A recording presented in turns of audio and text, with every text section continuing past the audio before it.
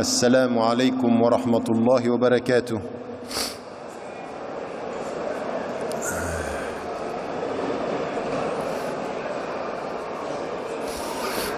Bien, j'aimerais en votre nom à tous encore une fois remercier les frères, les sœurs et les frères de l'UOIF d'avoir organisé cette rencontre. J'ai pu m'apercevoir dans la journée qu'il y avait un monde impressionnant, alhamdulillah, qui encore une fois manifeste son intérêt et sa participation engagée autour du thème de cette année. Vous avez pu voir aussi que, en matière de créativité et d'art et d'expression, ce que vous venez de voir est assez impressionnant. Et c'est un honneur pour moi de pouvoir intervenir après cela. Et j'ai pu me rendre compte que vous aviez particulièrement apprécié. Et ça, c'est de bon augure. Je vous demanderai pour l'heure qui vient, Inch'Allah, d'essayer d'être concentré et d'éviter pendant 1 heure, 60 minutes, d'applaudir. Et si vous pouviez, même à la fin, ne pas applaudir et que, juste avant que commence la soirée culturelle, eh bien, soit quand vous sortez, soit quand vous restez, eh bien, qu'on le fasse avec un peu de silence et un peu de réflexion.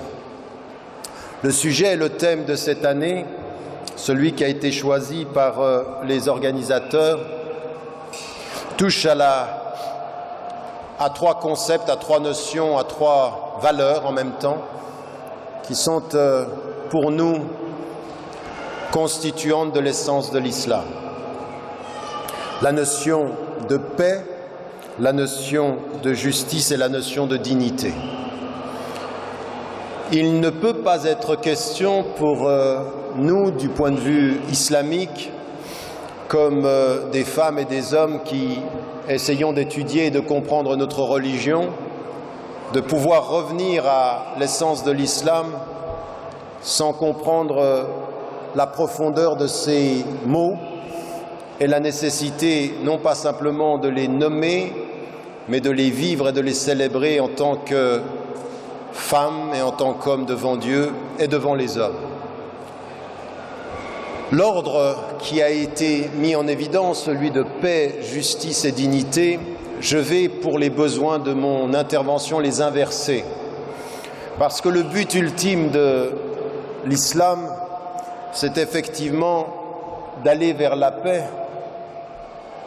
Dieu nous invite à Yad'ukum ila dar as-salam, Dieu nous invite à la maison de la paix, qui veut dire la paix intérieure, qui veut dire la paix parmi les hommes, mais qui veut dire aussi la paix de l'au-delà, la paix au-delà de la vie, celle que vont trouver les élus quand Allah subhanahu wa ta'ala dans le Coran dit et appelle Ya ayyatuha an-nafsul mutma'inna irji'i ila rabbiki radiyatan mardiyah wadkhuli fi ibadi wadkhuli jannati.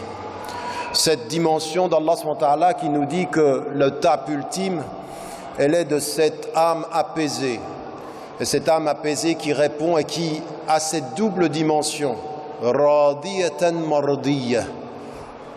Radiyatan mardiyah, c'est satisfaite et qui jouit de la satisfaction divine. Elle est satisfaite et donc elle trouve la paix intérieure.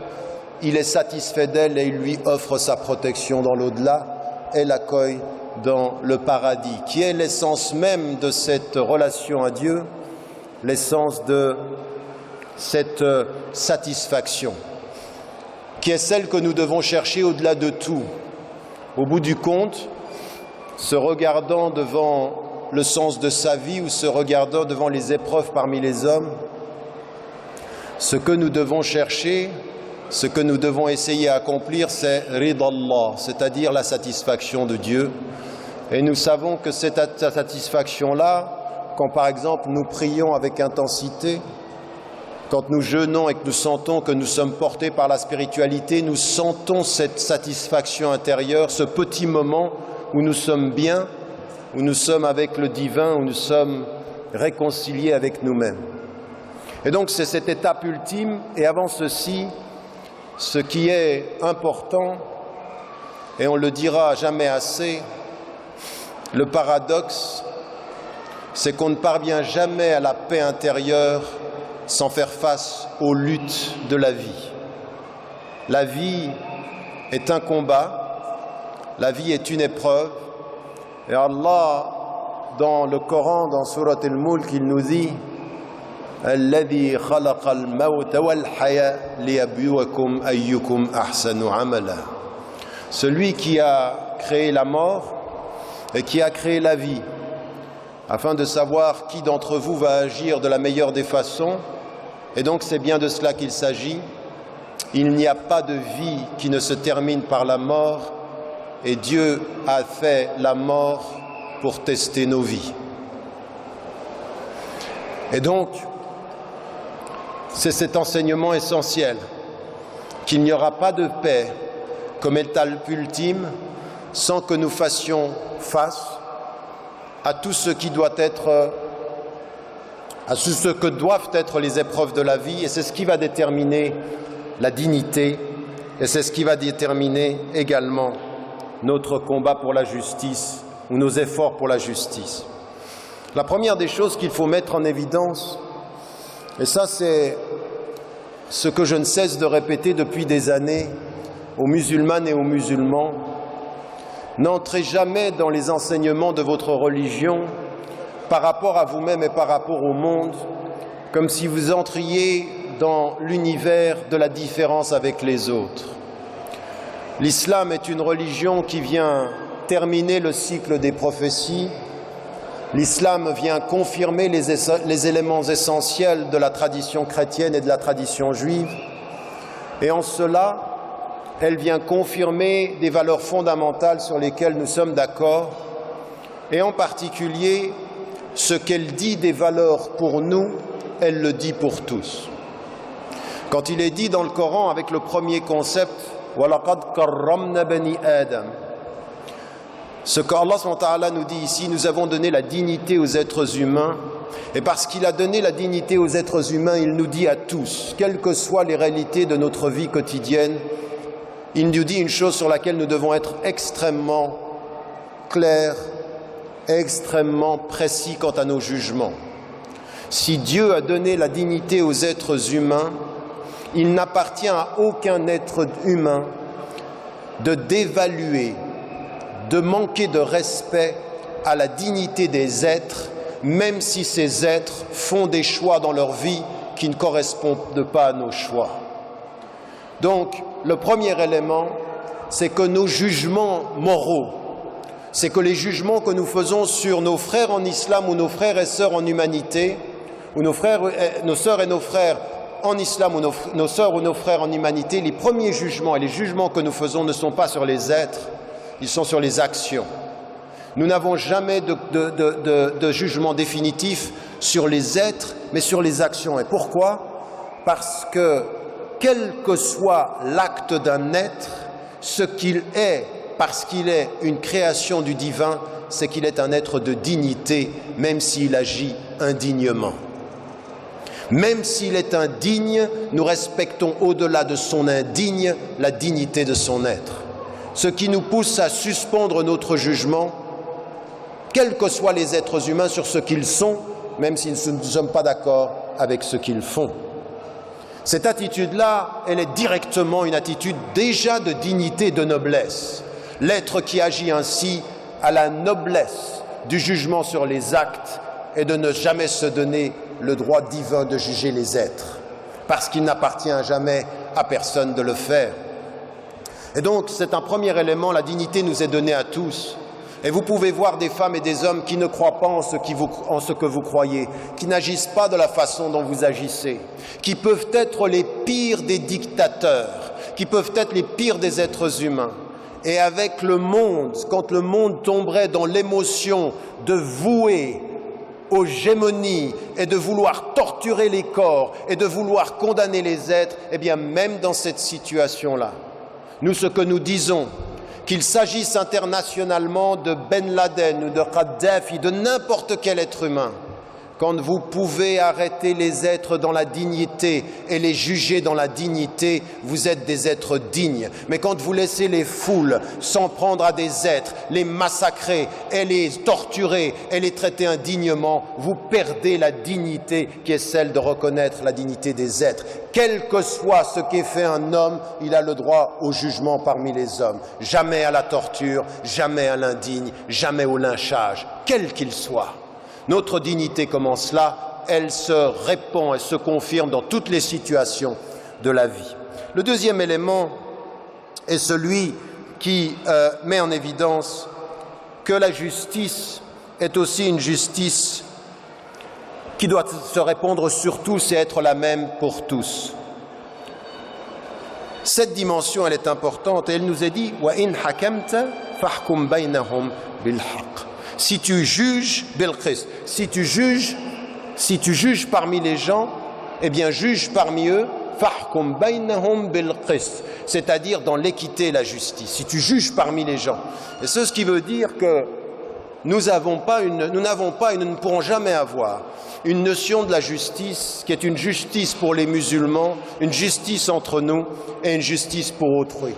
Le même regard critique que nous devons avoir par rapport à l'injustice des hommes, nous devons l'avoir pour nous-mêmes. La même exigence de justice pour nous, nous devons l'avoir pour tous. Nos valeurs sont universelles, au-delà de tous, et s'appliquent universellement pour chacun d'entre nous tous. Ça, c'est une attitude qui est une attitude, encore une fois, vous voyez, qui pose et détermine la dignité de l'être. La ilaha illallah, il n'est de Dieu que Dieu qui a créé l'humanité et qui dit « Ya ayyuhan nas » et qui dit « vous les gens », eh bien nos valeurs s'appliquent exactement de la même façon pour tous. Et le prophète alayhi wassalam, qui arrive à Médine et qui va avoir des gens de sa propre communauté et des gens d'autres communautés et qui vont l'attaquer, qui vont vouloir le mettre à mort, qui veulent éradiquer l'islam de la surface de la terre, au moment où il s'installe à Médine, il dit « Efshus salam » répandez la paix. Vous êtes des agents de paix. Et parce que vous êtes des agents de paix, il faudra résister aux exploiteurs, aux oppresseurs. Parce que vous êtes des agents de paix, il faudra être digne. Parce que vous êtes des agents de paix, il faudra être courageux. Parce que vous êtes des agents de paix, il faudra être humble. Savoir vous prosterner quand il faut se prosterner, vous lever quand il faut vous lever, résister quand il faut résister, refuser quand il faut résister et combattre s'il faut combattre. Vous ne déciderez pas les premiers de combattre, mais si on vous pousse, vous devez être présent, car la dignité n'est jamais d'accepter l'injustice des hommes. Être de paix, résister dans la paix, appeler à la non-violence, mais si ta violence peut détruire ma dignité sera de résister à ta violence. Cette dimension de l'islam, elle est un appel. Merci beaucoup.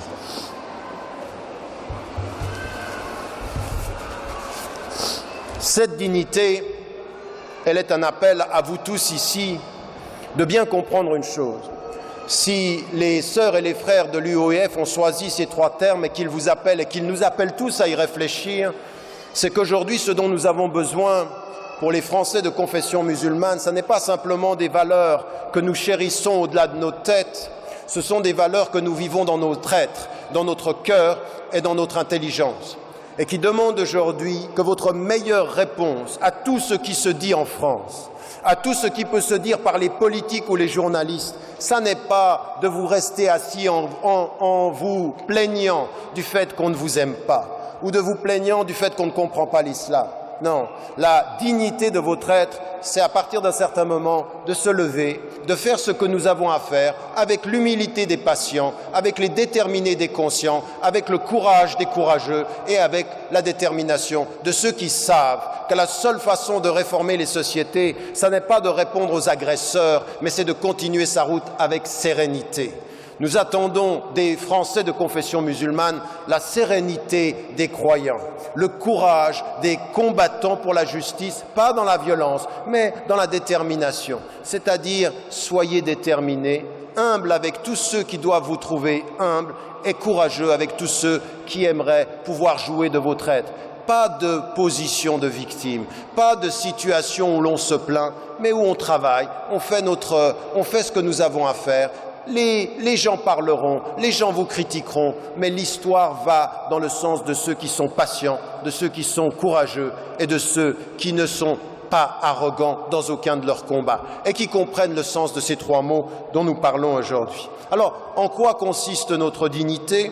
En quoi consiste notre combat pour la justice? Et comment appeler à la paix? Et comment s'engager à cela?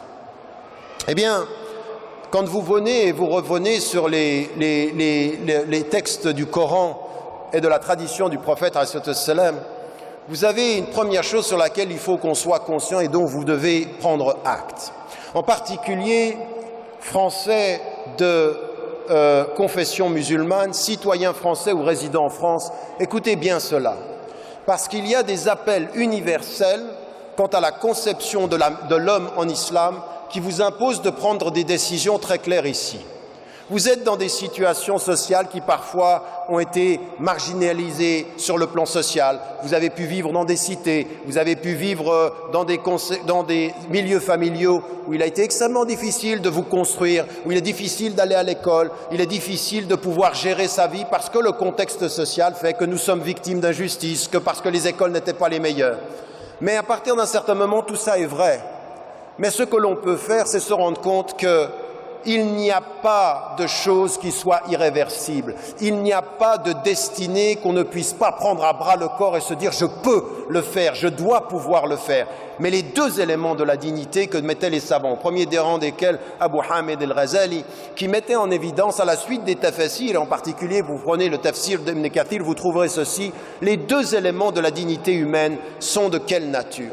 Eh bien, quand il est dit dans le Coran, vous connaissez le verset, quand Dieu a dit aux anges de se prosterner devant Adam, et qui se sont prosternés à l'exception d'Iblis, et qui lui va être arrogant. Notez que Iblis, il sait que Dieu existe, et il est de ceux qui nient. Donc il nie une vérité qu'il sait être là, c'est-à-dire il nie l'ordre divin, dans l'arrogance.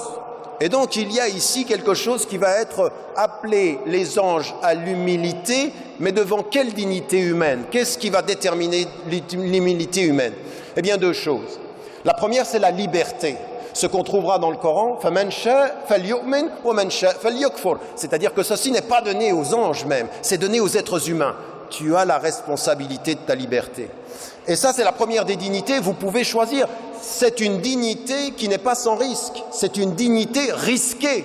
Parce que si vous n'aviez pas le choix et que vous étiez dans l'adoration, eh bien, vous perdriez la dignité dans l'adoration. Allah subhanahu wa ta'ala vous donne une dignité, c'est celle de gérer votre liberté. Et qu'est-ce que c'est que cette liberté, elle se fonde sur quoi? Ce qu'on ne cesse de répéter et qui vient au début du Coran lors de la première révélation, quand il est dit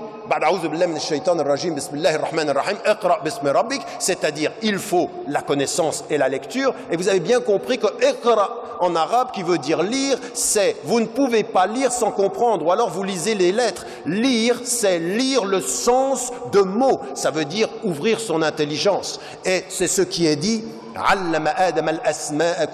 Il a enseigné à Adam les mots, la double dignité, liberté et savoir. Savoir pour gérer sa liberté. Savoir pour gérer sa liberté. Car c'est avec le savoir qu'on gère sa liberté. Quelqu'un qui est ignorant est emprisonné. Quelqu'un qui cherche le savoir se libère. Le savoir comme processus de libération, c'est la dignité qui est mise en évidence ici dans le statut de l'homme. Ça veut dire quoi ça quand on lit ça aujourd'hui, en 2013, en France? Qu'est-ce que ça veut dire? Ça veut dire réveillez-vous. Ça veut dire que plutôt que de venir vers votre frère ou certains qui passent à la télévision de la journée et de leur frapper dans le dos, tu dis mon frère, vas-y, montre-le. Eh bien, c'est pas ça qui va changer les choses. Une émission de télévision de 30 minutes, c'est rien. Des milliers de femmes et d'hommes qui se battent pour apprendre, qui se battent pour la connaissance. Nous sommes tous des étudiants, ici comme ici, tous des étudiants, et qui se lèvent et qui font que demain, ils sachent plus qu'aujourd'hui et qui gèrent leur liberté. Des êtres de dignité. La France, c'est ceci qu'elle doit voir aujourd'hui. des milliers, autant que vous êtes dans cette salle, multiplié par tous ceux qui ne sont pas là, la dignité de ceux qui cherchent à savoir, la dignité de ceux qui gèrent leur liberté. Et que Dieu a fait que même les anges reconnaissent cette dignité et s'y retrouvent prosternés. Ça, c'est un appel, ce n'est pas une dignité, on reste assis, c'est une dignité de l'engagement. Si la liberté et si la connaissance est notre dignité, eh bien ça veut dire que notre dignité est dans un engagement. Elle est dans notre être et dans l'usage de nos facultés, l'usage de nos potentiels. Et donc ici, c'est aussi une dimension sur laquelle nous avons à nous arrêter et à essayer de mieux comprendre ce que disaient déjà les savants il y a longtemps. Et puis, dans cette dimension de la liberté et de la connaissance, ce qui est déterminant, c'est qu'à un moment donné, Allah subhanahu wa ta'ala va nous dire « respectez-vous ». Et ça veut dire quoi, se respecter? Se respecter, la dignité de mon être, c'est que je respecte ce que je suis. Quand les savants des écoles des objectifs, et le premier à l'avoir stipulé, c'est un savant qui s'appelle El-Juwayni, qui est le maître et professeur de Abu Hamid al-Ghazali, quand ils mettent en évidence en fait que l'une de nos dignités, c'est notre intelligence, que l'une des dimensions de notre dignité, c'est notre religion, ça veut dire quoi?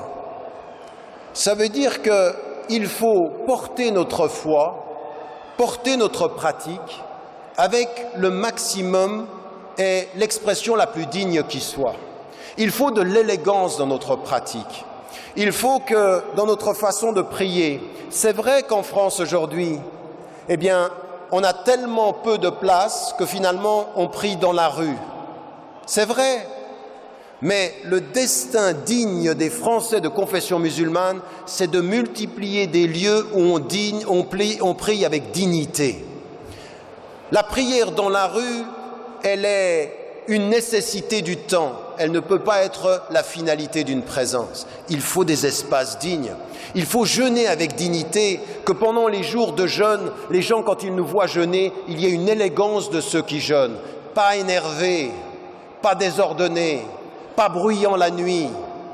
Pas quand les gens dorment. Vous ne pouvez pas prier quand les gens dorment, c'est prier en silence. Vous n'allez pas déranger tout le monde. C'est indigne. Vous ne pouvez pas vouloir qu'on vous respecte dans la dignité quand vous priez sans dignité après la prière. Ça n'est pas possible. À un moment donné, il faut que votre foi, votre pratique, elle soit lumineuse. Lumineuse par son calme, lumineuse par son ordre, lumineuse par son service. Quand on jeûne, on sert son voisin qui ne jeûne pas. Quand on prie, on fait silence pour celui qui dort. Quand on va donner la zakat, on n'oublie pas la sadaqa pour l'autre qui n'est pas musulman et à qui on doit lui montrer qu'on a le souci de la pauvreté. C'est ça le la ilaha illallah. C'est cette dignité-là, cette dignité qui est importante et qui fait que nous sommes debout. Attention, ne pensez pas qu'être debout, c'est uniquement dans l'adversité. Celui qui vous fait penser qu'être debout, c'est quand il vous attaque, il vous a déjà assis un peu. C'est quand il n'y a pas d'attaque qu'il faut être debout, présent avec la visibilité de l'élégance, la visibilité de la distinction, la visibilité de l'akhlaq, qui font que le prophète ﷺ nous dit « Je ne suis venu que pour ça. Je ne suis venu que pour ça. Innama bu'ithtu li'utammima makarim al-akhlaq. Je suis venu pour parachever les bons comportements, la dignité, l'élégance, la courtoisie, la politesse. Même là où on vous insulte, à celui qui vous insulte, c'est ça qui est le plus important, c'est ça la dignité. Et puis, il faut être debout devant les gens. Et puis, à des moments donnés, eh bien, il faut savoir aussi servir. Notre dignité, c'est celle-ci. La plus grande dignité des Français de confession musulmane. Vous savez, quand vous revenez à l'histoire de Youssouf alayhi salam, Youssouf alayhi salam est un homme impressionnant, d'une extraordinaire beauté et d'une formidable capacité au travail, est très talentueux, et en particulier quand il dira « Donne-moi la possibilité de gérer les bourses », après qu'il ait tout fait ça. Et vous voyez un homme debout par rapport à ses frères, il reste digne, parce qu'il les aime même s'il ne l'aime pas. Debout dans l'adversité par rapport au pouvoir, debout dans l'adversité. Quand une femme essaye de le séduire, il reste debout. Il reste tout le temps debout. Il a cette dignité-là. Mais cet homme-là, il n'hésitera pas à servir ses parents, son père, et à plier d'amour et de reconnaissance. La dignité, c'est d'être debout quand il faut, prosterné quand il faut, servir quand il faut. Servir son père, servir sa mère. Je peux vous dire une chose, c'est que l'un des plus grands dangers de la perte de nos valeurs, elle se base beaucoup sur ces dimensions-là. Sur le fait, à un moment donné, mais arrêtez-vous un petit moment. Pensez au sens de votre vie. Et vous pensez à votre père et vous pensez à votre mère. Là, il y a 3 jours, je parle avec quelqu'un qui perd son père et qui n'arrive pas. Papa est parti. Et vous pensez à votre maman qui est présente ou qui peut partir. Vous pensez à vos parents. Et vous dites, mais quelle est la dignité de ma vie par rapport à mes parents? J'ai la dignité de la liberté, j'ai la dignité du savoir, mais savoir, c'est servir. Savoir, c'est servir. Et les premiers, le plus grand message que vous pouvez faire, le plus grand message dont vous pouvez être porteur, c'est servir vos parents. C'est servir ceux que vous aimez. C'est donner de la dignité à l'amour. Parce que tout le monde, 99,9% des gens en Occident et dans le monde arabe, dans le monde musulman, majoritairement musulman, tout le monde dit on aime nos parents.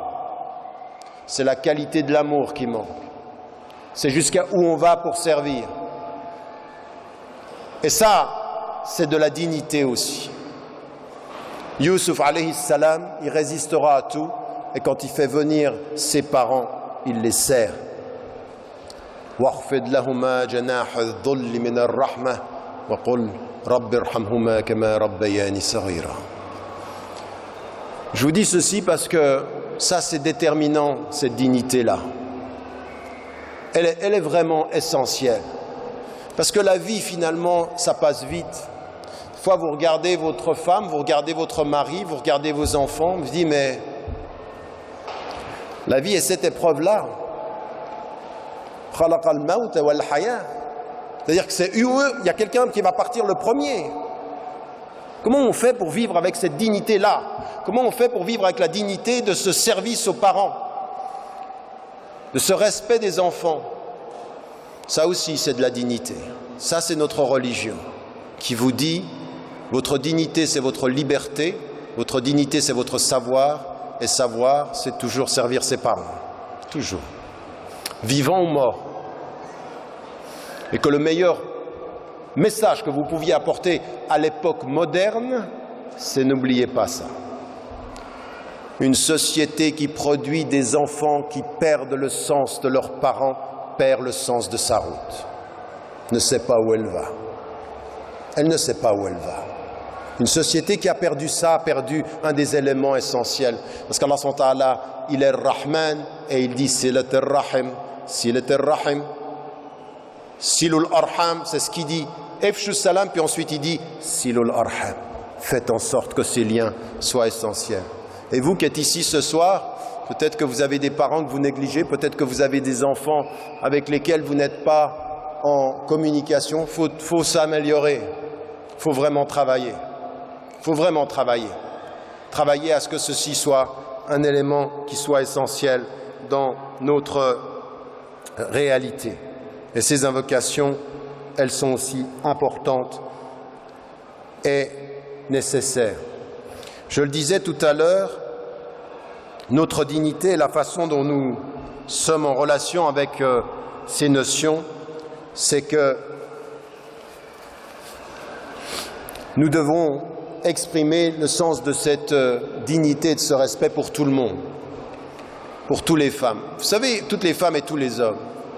Quand Allah subhanahu wa ta'ala nous dit sur le prophète, il dit « J'ai été envoyé pour parachever », ça c'est ce que dit le prophète, et Allah subhanahu wa ta'ala, il lui dit « وَمَا أَرْسَلْنَاكَ إِلَّا رَحْمَةً لِلْعَالَمِينَ » Tu as une miséricorde, mais pas simplement pour les musulmans. Mais pourquoi est-ce qu'il a une miséricorde sur les mondes s'il était venu pour les musulmans? C'est parce que s'il est venu pour les musulmans, c'est que les musulmans doivent être une miséricorde qui le suit pour les mondes. C'est logique ça, non? Je peux vous poser une question entre nous. Une question que je pose un à un. Vous la prenez pour vous. Chacun pour vous, là, dans cette salle. Dans votre entourage. Dans votre entourage. Pas simplement l'entourage musulman, mais déjà dans l'entourage musulman, dans votre famille, dans votre communauté, mais regardez un peu plus loin. Dans votre entourage, des femmes et des hommes qui ne connaissent pas votre religion ou qui vivent à côté de vous. Qui, dans votre entourage?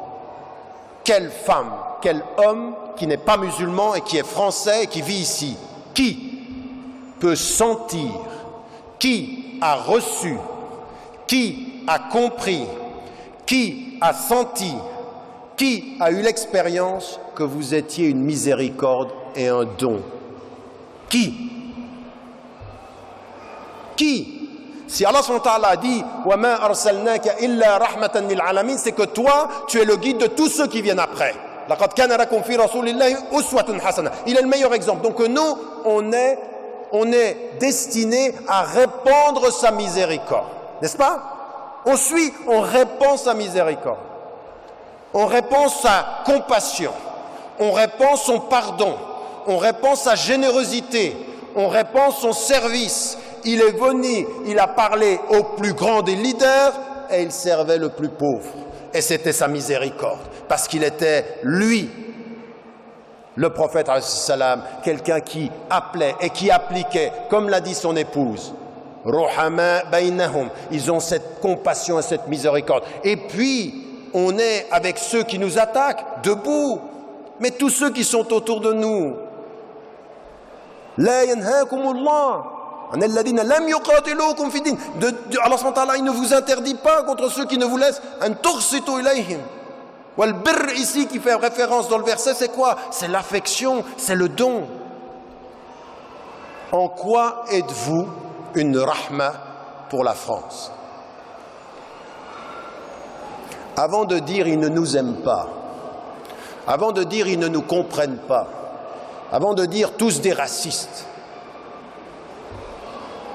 avant de dire on va leur montrer, avant de dire on va leur montrer, avant de dire on va leur montrer, la seule chose qu'on puisse d'abord dire, c'est qu'est-ce qu'on a donné. Ar-Rahma, c'est un don, le don. Et donc ça fait partie de notre présence digne, n'est-ce pas? Et chacun d'entre nous dans cette salle doit se poser la question, mais qu'est-ce que je t'apporte au fond? Avant de dire respecte-moi, aime-moi, c'est vrai, je suis marocain ou algérien, ou tunisien, allez on met tout le monde, hein, et égyptien, et turc, ou français, accepte-moi. Non, qu'est-ce qu'on donne? Qu'est-ce qu'on donne? Dans quel sens on est cette miséricorde-là et ce don? Parce que Ar-Rahma, c'est pas simplement la miséricorde, c'est la compassion, c'est le don, c'est le pardon, c'est la générosité, c'est l'affection, c'est la protection.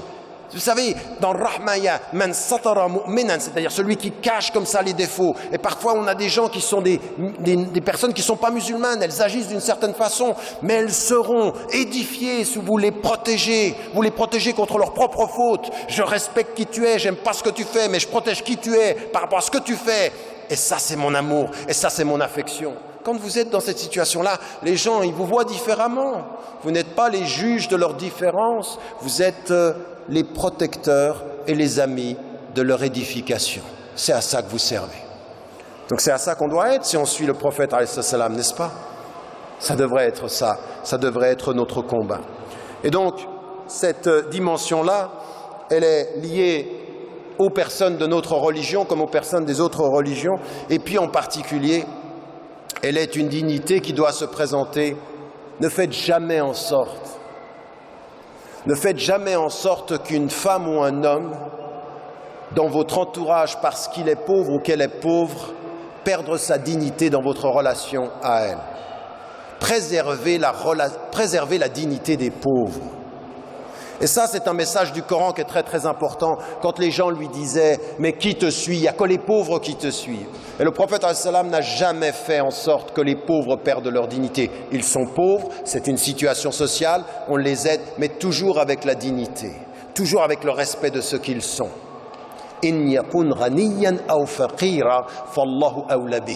La justice s'applique aux deux, qu'ils soient riches ou pauvres. Ça veut dire que le pauvre, il a une dignité qui va jusqu'à lui reconnaître le fait d'être juste avec, comme on est avec le riche. Ça, c'est une des façons pour nous de comprendre notre religion. Maintenant, ce n'est pas terminé. Le deuxième mot, avant qu'on rentre et qu'on aille vers notre... Ah, j'ai eu peur, là, il passait à 2 minutes, c'est 23. C'est ça ?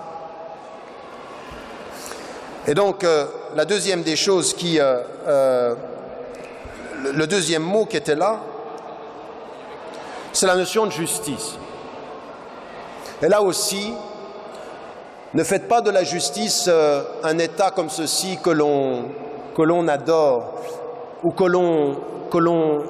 sur lequel on fixe notre attention comme si l'étape ultime de tout c'était la justice. Non, la justice est une des conditions de la paix, pas de justice, pas de paix, même avec nous-mêmes, mais c'est une condition, et il y a quelque chose qui est encore plus important, c'est que le bien-être parfois vient au-delà de la justice, raison pour laquelle Allah subhanahu wa ta'ala il dit dans le Coran « Inna Allah ya'muru bil-'adl wal-ihsan » il y a quelque chose qui est plus que la justice. Dieu commande la justice et l'excellence. Et l'excellence, c'est répondre à quelque chose de supérieur avec le cœur quand la justice serait le cadre légal avec l'esprit. Donc il faut y mettre du cœur. Mais la justice s'impose. Et ce qu'elle nous est dit d'abord, c'est une chose que vous trouvez dans le Coran et sur laquelle nous avons tous à faire. Et le premier qui vous parle ici, c'est un vrai travail qu'on a chacun à faire sur nous-mêmes. Soyez juste avec vous-même. La première des justices, c'est d'être juste avec vous-même.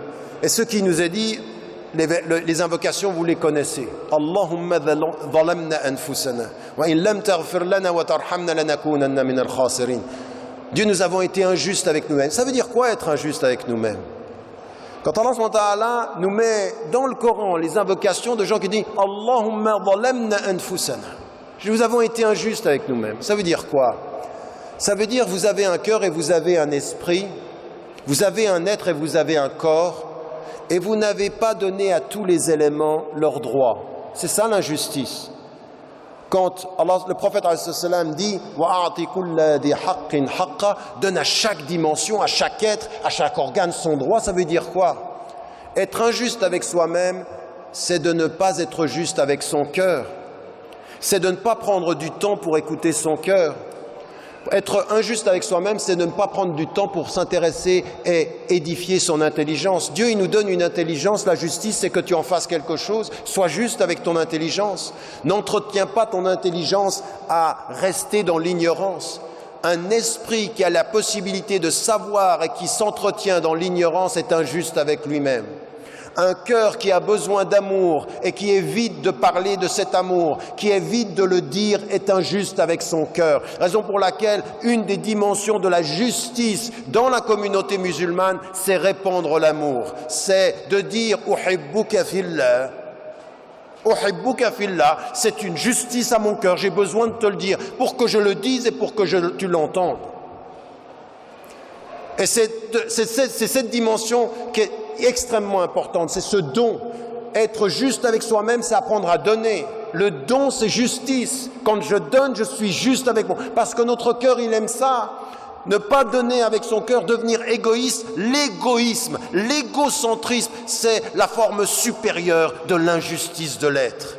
Un être juste est un être qui donne, contrairement à ce qu'on pense. Dans la spiritualité, ma justice, c'est le don. Dans l'égoïsme, ma justice, c'est l'accaparement. Donner. Donner, c'est ça, parce qu'on a besoin, même avec son cœur.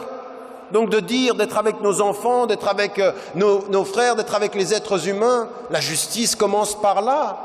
Commence à écouter. Et puis une autre chose, il y en a ici dans cette salle, ils viennent une fois par année, ou peut-être ils vont disparaître pendant une année et revenir l'année prochaine, et peut-être ils vont peut-être même pas revenir, ou peut-être c'est la première fois qu'ils viennent ici, et ils sont même injustes avec eux-mêmes. Parce qu'ils viennent et ils se disent « moi je suis loin, déjà, alhamdoulilah, d'être là ce soir. Puis après, on se dit, mais je suis loin de la pratique, je fais des choses qui sont pas bien, et puis je suis pas quelqu'un de bien. Et il commence, c'est ça, c'est quand vous commencez à avoir tellement de doutes vis-à-vis de vous-même que vous devenez injuste sur la façon dont vous vous regardez. Être injuste dans la façon dont on se regarde, c'est de ne plus regarder ses qualités. C'est de ne plus regarder ce que Allah subhanahu wa ta'ala nous a donné et de regarder que ce qui nous manque. Quand, face au miroir de ta vie, tu ne regardes que tes erreurs, tu ne regardes que ce qui te manque, tu ne regardes que ce que tu n'as pas fait, que tu regardes que tes fautes, tu es injuste avec toi-même. Parce que c'est pas vrai. Tu n'es pas que ça.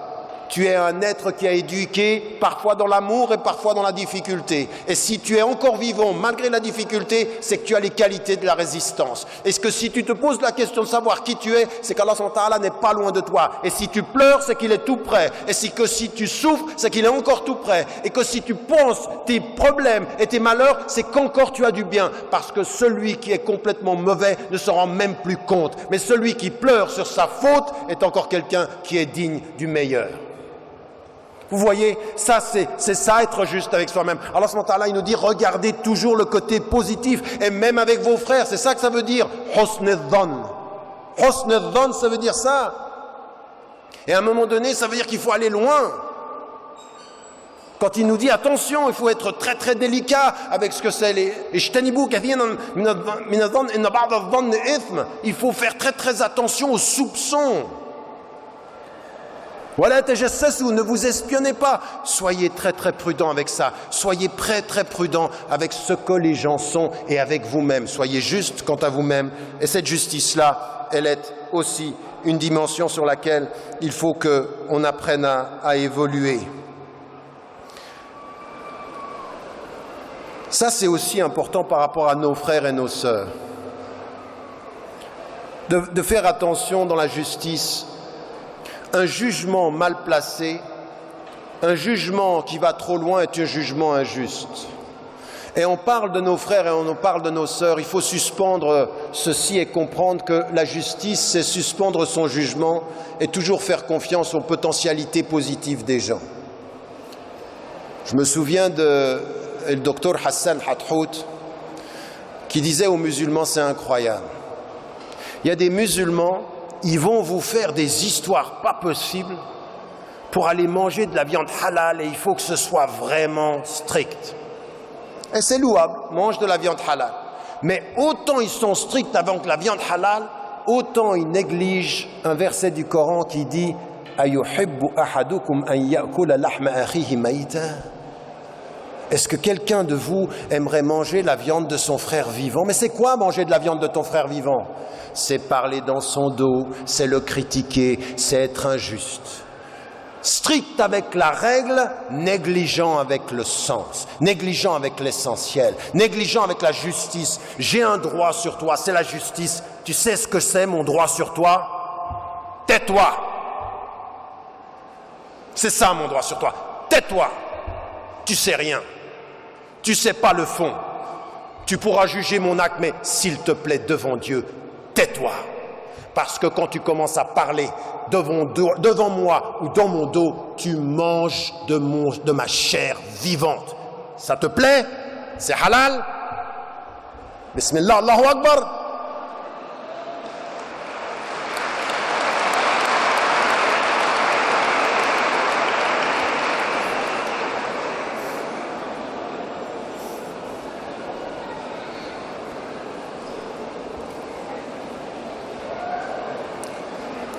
Ça veut dire que chacun d'entre nous ici, cette justice-là, c'est celle-ci, elle est essentielle. Et c'est pas facile, c'est un vrai combat. Mais c'est un combat contre nous-mêmes et avec nous-mêmes. Être juste vis-à-vis de soi, c'est pas facile. Être juste vis-à-vis des gens, c'est pas facile parce que c'est très rapide de pouvoir parler. C'est pour ça qu'Allah subhanahu wa ta'ala, il vous dit, fais attention, inna sam'a wal-basara wal-fu'ad kullu ulaika kana anhu mas'ula. Fais attention, c'est facile parce que t'aimes bien. Mais Comment vous voulez qu'on s'en sorte si on ne commence pas par ça? La première justice, c'est celle-ci. Sois juste avec ton oreille, sois juste avec tes yeux, sois juste avec ton cœur, laisse pas entrer. Et un de ceux qui a été annoncé, pour qui a été annoncé le paradis, qu'est-ce que c'est? Quand le compagnon a voulu savoir, mais pourquoi lui il va aller au paradis? Mais c'est pas parce qu'il en rajoutait des nawafil, il priait pas toute la nuit. Il disait, quand je me couche, j'ai rien dans mon cœur contre mes frères. J'ai rien contre eux, je nettoie. Je me purifie.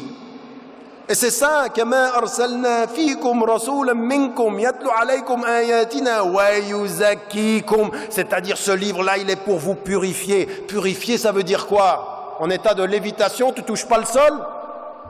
Non, purifier, c'est tu te maîtrises. Et tu comprends que cette maîtrise-là, elle est par rapport à ta propre justice. C'est ça, notre justice. Et là, on commence à devenir des agents qui apportons quelque chose à notre société aussi et aux gens qui sont autour de nous. Excusez-moi, j'ai le... Ça doit être le climat tunisien.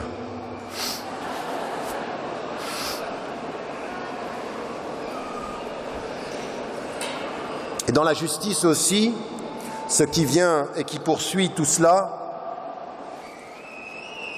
c'est le respect des règles, oui, mais c'est essentiellement tout ce qu'on a mis en évidence par rapport à nous tous. Allah subhanahu wa ta'ala, dans le Coran, il dit Ya ayyuha alladhina amanu kunu qawwamina bil qist shuhada'a lillah. Et dans un autre verset, il dit Ya ayyuha alladhina amanu kunu qawwamina lillahi shuhada'a bil qist. Il met en évidence, il faut qu'on soit debout devant Dieu en témoin de la justice et qu'on soit debout dans la justice et l'équité en témoin devant Dieu. Et il met en évidence les deux choses, par rapport à nos parents ou par rapport au peuple qui nous attaque. ولا يجرمنكم شنآن قوم على أن لا تعدلوا اعدلوا هو أقرب للتقوى اعدلوا, ça veut dire soyez juste même avec l'ennemi. C'est-à-dire c'est un combat permanent dans l'amour comme dans l'adversité, même avec ses parents. Et ça aussi, il faut que vous fassiez très attention. Le respect de vos parents, ce que j'ai dit tout à l'heure dans l'amour, ne vous interdit pas. Il vous invite même à avoir une conscience éveillée. Je t'aime, papa, je t'aime, maman, mais mon amour pour toi fera que si tu me demandes de faire quelque chose qui est injuste, je ne le ferai pas. وَإِنْ جَاهَدَاكَ عَلَى أَنْ تُشْرِكَ بِي مَا لَيْسَ لَكَ بِهِ عِلْمٍ فَلَا تُطِعْهُمَا. Tu me demandes de faire quelque chose, je ne peux pas.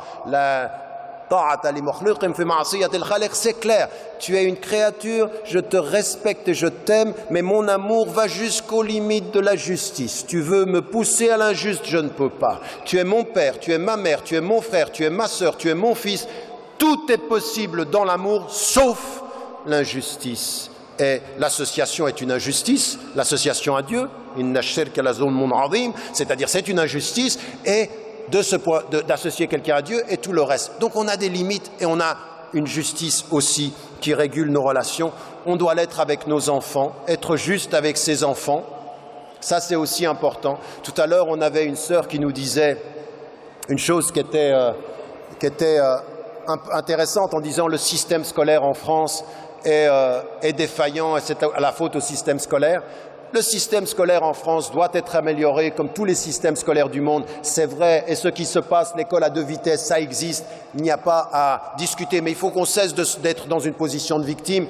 Regardez la réponse qui est venue de Lille, d'une école qui s'est faite après des années et qui est maintenant la première école classée en France et qui s'est prise en charge. Et bien dans les écoles publiques, parce que ce sera le destin de 95% des musulmanes et des musulmans, eh bien il faut que les parents, il faut que les citoyens soient engagés. Il faut être juste. Qu'est-ce que c'est être juste avec vos enfants? Soyez des parents qui êtes proches de l'école. Soyez des parents qui discutent avec les enseignants. Soyez des parents dans les conseils d'école. C'est une justice à vos enfants, ça. Des parents justes avec leurs enfants, c'est des parents qui sont engagés dans la question scolaire. Pas qui critiquent l'école, pas qui attendent qu'il y ait une école islamique qui passe d'on ne sait où. Non, c'est être engagé là où nous sommes. Ça, c'est être juste avec ses enfants. Et à la maison, être juste avec ses enfants, c'est la communication. C'est de parler, c'est de s'écouter, c'est de pouvoir entendre ce qu'ils ont à dire, entendre ce qui est Et être juste avec ses enfants, c'est quand on leur enseigne la religion, on ne leur dit pas simplement ce qu'ils doivent faire, mais pourquoi ils le font. Quel est le sens de ce qu'ils font? C'est pas « Prie et tais-toi ». T'as prié? Va prier. Pourquoi t'as pas prié? Voilà, ça peut pas être... Non, c'est attendez, il faut expliquer pourquoi. Puis après, il faut laisser les gens. À un moment donné, bon, d'accord, je t'ai expliqué. Maintenant, je t'ai donné tous les instruments. Tu les as dans les mains. Maintenant, c'est toi et Dieu et toi. C'est toi et ta conscience. C'est toi et lui. Et moi, je suis là, je t'accompagne. Non pas comme le juge de ce que tu ne fais pas, mais comme le rappel de ce que tu devrais faire. Voilà ma justice. Voilà ma présence. C'est pas facile parce qu'on a toujours envie qu'ils fassent, mais à un moment donné, il faut assumer leur part d'autonomie et la justice que l'on a à avoir vis-à-vis d'eux, Inch'Allah. Et ça, c'est aussi une dimension sur laquelle on doit insister aussi. Dans la question de la justice, vous le savez, il y a 8 versets dans Sourate An-Nisa, la sourate des femmes, qui rappellent qu'on est juste avec tout le monde, même dans une situation. Ça, il faut aussi le rappeler aujourd'hui. Vous savez, il y a des choses dans l'histoire des musulmans que les musulmans eux-mêmes ne connaissent pas. Au début de l'islam, 8 versets de Sourate An-Nisa viennent dire au prophète qui allait accuser un juif que le juif était innocent et que le musulman était coupable.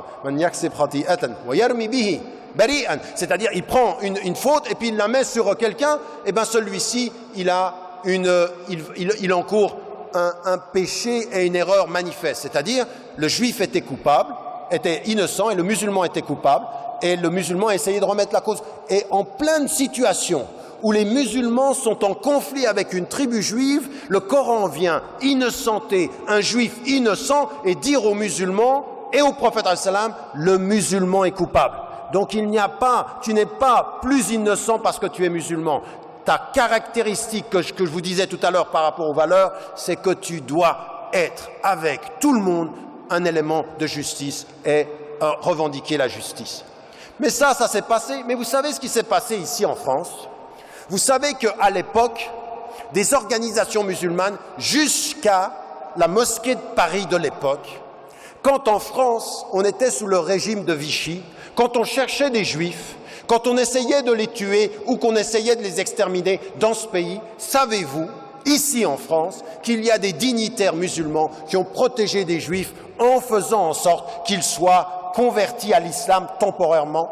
Est-ce que vous savez que des musulmans ont dit à la France et à ce régime de Vichy que l'islam ne pourrait pas accepter quelque chose qui a à voir avec l'antisémitisme, qui consistait à chercher le juif parce qu'il était juif? Eh bien, des musulmans ici, en Espagne, en Suisse, en Angleterre, eh bien, ont pris le fait de la cause qui était juste, jusqu'en Allemagne. Eh bien, ça, on ne la connaît pas, cette histoire-là. On est presque en train de s'excuser que l'islam pourrait être conçu, que les musulmans pourraient être naturellement antisémites. Non, la justice pour tous, les juifs, les chrétiens, les musulmans, les athées, les bouddhistes, parce que notre justice ne demande pas la religion des victimes d'injustice.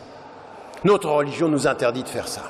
Donc, voilà ce qui devrait être... Mais vous voyez, vous êtes assis et il y en a qui me regardent et me disent « Ah, c'est bien ce qu'il dit le frère. Ah, mon frère, reviens l'année prochaine. » Ils sortent de la salle, ils sortent d'ici, ils rencontrent des gens, ils ne sont pas des musulmans, c'est tout juste s'il ne les dit pas kofar, c'est tout juste s'ils sont injustes dans la façon qu'ils ont de les traiter, ils sont édifiés dans la salle, injustes à l'extérieur. Ça sert à quoi? On est dans un camp de vacances ici? Vous êtes venus passer une bonne soirée? Vous attendez Médine, c'est ça? Ou est-ce qu'on est là pour... Ben Médine est très bien, alhamdoulilah. J'aime beaucoup. Mais est-ce que c'est ça? Ou est-ce qu'on sort de là et on pratique, on applique? Mais réellement, dans notre vie quotidienne, ça paraît être quelque chose sur laquelle il faut que tous on réfléchisse aussi ensemble. Et je vais terminer en mettant en évidence le dernier élément qui est celui de la paix. Et c'est ce que je disais au départ, la paix est paradoxale en islam parce qu'on n'atteint jamais la paix sans passer par des luttes et des obstacles. La vie, la mort et même les relations humaines. Même pour la paix d'un couple, il faut passer par des obstacles. Par la paix familiale, il faut passer par des problèmes. La paix est un combat permanent. La paix, voyez le paradoxe, est un combat permanent. C'est quelque chose qui exige notre engagement. Et comme je le disais tout à l'heure, la première des choses qui a été l'appel à la paix dans ce combat, c'est que le prophète a été appelé à propager un message de paix en commençant à lutter au moyen du Coran. La tuti' al-kafirin wajahidhum bihi jihadan kabira. Bihi, c'est le Coran. Donc le Coran était une arme intellectuelle par rapport aux attaques. Propagez la paix vis-à-vis de ceux qui vous attaquent. Vous propagez la paix, mais certains ne la voudront pas, et vous avez un premier djihad intellectuel. Ça, il faut s'armer avec ça. Raison pour laquelle le Coran, votre référence, il faut la connaître, et il faut la connaître de l'intérieur aussi, et de façon importante. Le combat spirituel, ça on l'a mis en évidence aussi, et qui nous impose de vraiment travailler sur nous-mêmes, essayer de se réconcilier avec soi-même. La paix intérieure, salamatin nafs. Et ça demande quoi? Ça demande de bien comprendre le sens des choses. Pourquoi vous jeûnez? Pourquoi vous priez? Le rapport aux pauvres, toute cette dimension qui est d'être en paix avec les êtres, c'est d'être réconcilié avec soi-même.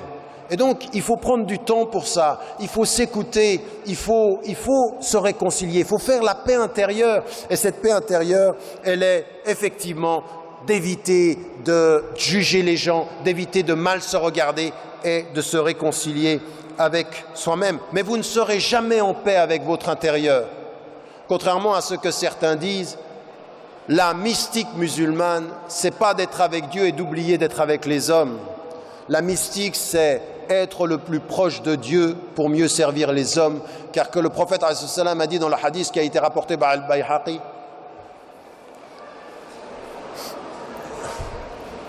je vais manquer de respect à la règle, non, je vais essayer. Qu'est-ce que je disais? Ah, j'ai oublié. J'entends rien. Oh. On est en train de parler de paix et vous hurlez, on se calme. Donc en l'occurrence, merci. En l'occurrence, ce qui était mis en évidence, c'est ce que je voulais mettre en évidence, c'est cette dimension de propager partout où l'on peut cette paix. On ne sera jamais en paix si on n'est pas dans l'action. Il faut être dans l'action. Et contrairement à ce que disent certains mystiques veulent nous pousser à penser, ou certains groupes comme ceci ont dit, on a la paix uniquement quand on prie la nuit ou quand on est... Oui, c'est bien, on peut trouver la paix, mais il faut la compléter dans cette action. À tel point que le prophète il dit, la yu'minu, ça veut dire il n'a pas complété sa foi. La yu'minu ahadukum hatta yuhibba li akhi ou yuhibba li jarihi, c'est-à-dire qu'il aime pour son frère ce qu'il aime pour lui-même. Ça veut dire quoi? Ça veut dire que l'iman passe par l'action. Pas simplement par le rituel, pas par la prière, mais en fait, c'est comprendre les choses différemment. Agir et donner, c'est prier. Vous priez de deux façons. Vous priez dans le rituel et vous priez dans le don, dans le fait de répandre la paix, dans le fait dont on donne. Donc ça, c'est dans cette action-là. Il faut que nous comprenions une chose. Nous devons effectivement être des acteurs et des agents de paix dans notre relation aux animaux. On l'a entendu cet après-midi, et ça c'est aussi important dans les animaux, dans le rapport à la nature. Réconcilions-nous avec ce que Dieu nous donne comme cadeau. Ça, ce sont des horizons de paix. Paix avec soi-même, paix avec les animaux, paix avec la nature, paix avec les gens qui sont autour de nous. Être des agents de paix, c'est aussi une dimension qui est importante dans notre bon comportement. Donc, être des agents de paix, c'est aujourd'hui en France. Je vous ai posé la question tout à l'heure. Qui autour de vous, qui ne soit pas de votre religion, ou qui ne soit pas de votre ni de votre religion, ni peut-être de votre manière de penser, peut dire que vous êtes une rahma. Mais ce qui est aussi important, c'est dans cette société-là, ici en France, est-ce que les gens, quand ils vous voient, ont l'impression aujourd'hui que votre présence en tant que citoyen français ou résidant en France, est-ce que vous êtes des agents de réconciliation? Je reviens de Tunisie et j'ai rencontré un homme qui n'était pas de confession musulmane. Et il me dit, vous savez, je me suis souvent posé la question de savoir pourquoi on vous présente en France de cette façon aussi agressive et aussi fondamentaliste et fermée. Quand je me suis intéressé à ce que vous dites, je me suis dit, mais si les gens écoutaient ce qu'il dit, on s'apercevrait que c'est un agent de réconciliation. Lui, ce qu'il est en train de faire, c'est appeler à la réconciliation entre les citoyens. Et il me dit, mais je ne comprends pas. Et je dis, mais comprenez que ce que vous avez compris, pas tout le monde le veut en France. Il y a en France des courants qui ne veulent pas cette réconciliation, qui trouvent leur justification dans la stigmatisation et le rejet.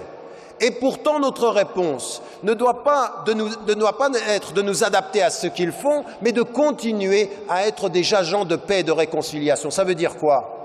Ça veut dire célébrer les valeurs qui sont les vôtres comme ceux de la France, les valeurs de justice, d'égalité, de fraternité, de dignité. Célébrez ces valeurs et faites en sorte que votre présence en France réconcilie la France avec ses propres valeurs, contre ces pensées fermées, contre ces stigmatisations. Faites en sorte d'être suffisamment serein, suffisamment ouvert pour dire on n'a pas de problème avec ces valeurs. On va même être des agents de réconciliation, que les musulmans de France réconcilient la France avec ses valeurs et qu'elle ne laisse pas sur le long terme. Bien sûr, il y en a aujourd'hui qui s'énervent, il y en a qui se trompent même de combat.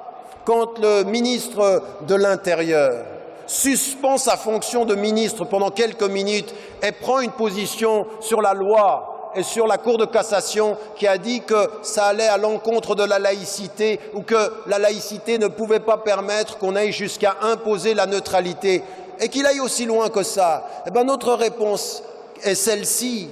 Dans l'ordre des pouvoirs en France, il n'appartient pas à un ministre de l'Intérieur de remettre en cause une décision de droit. Et plus que cela encore, c'est de dire au ministre de l'Intérieur avec sérénité, vous vous trompez de combat.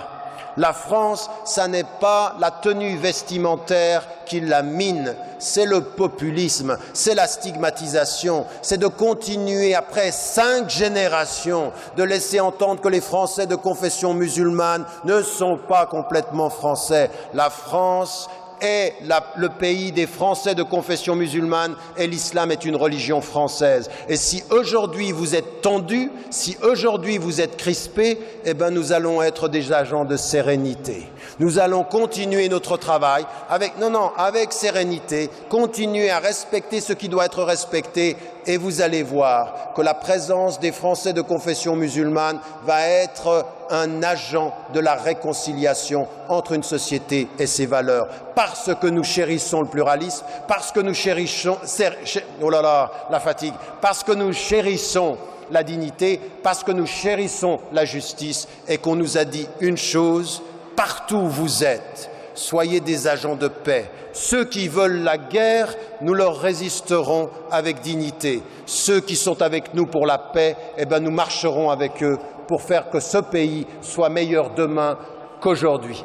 Mais ça demande à vous ici dans la salle, et ce sera mon dernier mot, de vous lever, avec dignité de gérer votre liberté, avec dignité d'acquérir du savoir, avec dignité d'être présent dans cette société, avec dignité de servir ceux qui doivent être servis, avec dignité de rester les enfants de vos parents, les frères et sœurs de vos frères et sœurs, de ne jamais juger personne définitivement et chaque fois que vous avez un doute, avec humilité, dites « Allahu a'lam » sans juger et en servant toujours.